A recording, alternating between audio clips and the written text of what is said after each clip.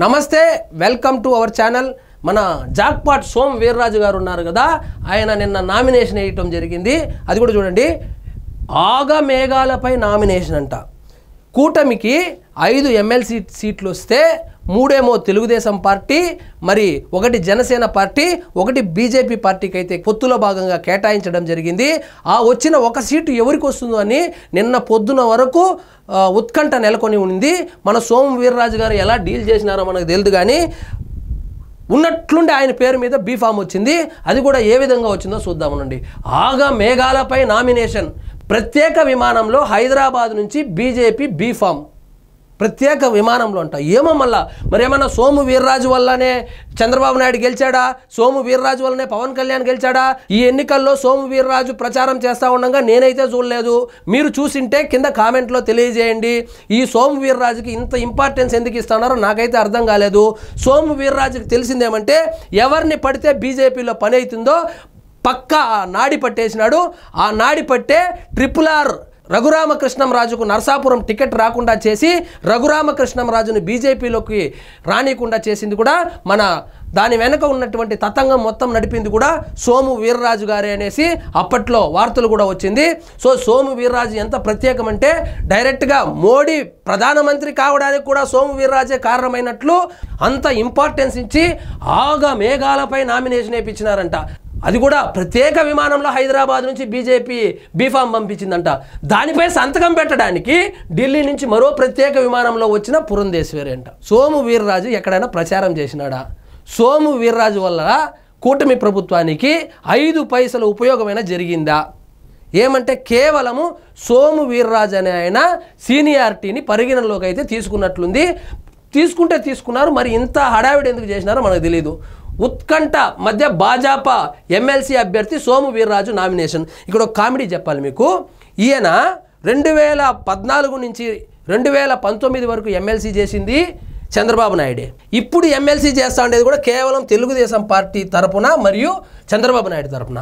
ఈయన చంద్రబాబు నాయుడు గారి మీదే ప్రెస్ మీట్లు పెట్టి నోరు పారేసుకున్నాడు. అందుకే ఈయన్ని చూస్తేనే తెలుగుదేశం కార్యకర్తలకు సిర్రుమని లేస్తుంది. అందుకే నిన్న ఒక ఇన్సిడెంట్ జరిగింది. ఏమంటే, ఈయనకి ఎమ్మెల్సీ వచ్చింది. ఎమ్మెల్సీ వస్తే ఒక ట్విట్టర్లో పోయి ట్వీట్ వేసినాడు. ఎవరికి థ్యాంక్స్ చెప్తున్నాడంటే నరేంద్ర మోడీ గారికి, నడ్డా గారికి, అమిత్ షా గారికి అంట. నీకు ఇచ్చింది ఎమ్మెల్సీ మోడీ గారా? నీకు ఇచ్చింది ఎమ్మెల్సీ నడ్డా గారా? నీకు ఇచ్చింది ఎమ్మెల్సీ అమిత్ షా గారా? కనీసము రాష్ట్ర అధ్యక్షురాలైనటువంటి పురంధేశ్వరిని కూడా మెన్షన్ చేయకుండా డైరెక్ట్గా నాదంతా సెంట్రల్ స్టేట్తో నాకు సంబంధమే లేదన్నట్లు ట్వీట్ వేస్తే, ట్వీట్ కిందకెళ్ళి తెలుగుదేశం కార్యకర్తలు లిటరల్గా ర్యాంప్ ఆడిస్తే ఉలిక్కిపడి లేచి సాయంత్రానికి మరొక ట్వీట్ వేసినాడు. ఎవరిని? చంద్రబాబు నాయుడు గారిని, పవన్ కళ్యాణ్ గారిని, పురంధేశ్వరిని మెన్షన్ చేస్తూ ధన్యవాదాలు తెలుపుతూ ఒక ట్వీట్ అయితే వేశాడు. మళ్ళీ చంద్రబాబు నాయుడు గారిని అయితే కలిశారు.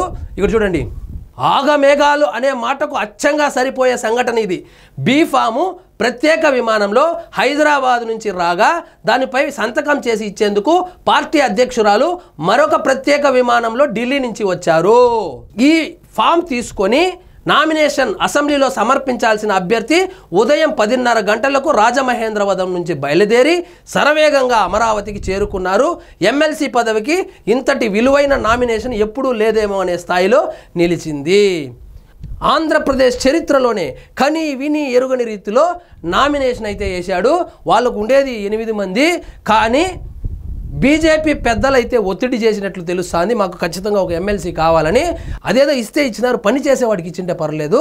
కూటమి విజయానికి దోహదం చేయనటువంటి ఇట్లాంటి సోము వీర్రాజుకి ఇవ్వడం అంటే, ఇంకొక టాక్ కూడా ఉంది, సోము వీర్రాజు వైఎస్ జగన్కు ఫేవర్గా ఉంటాడని.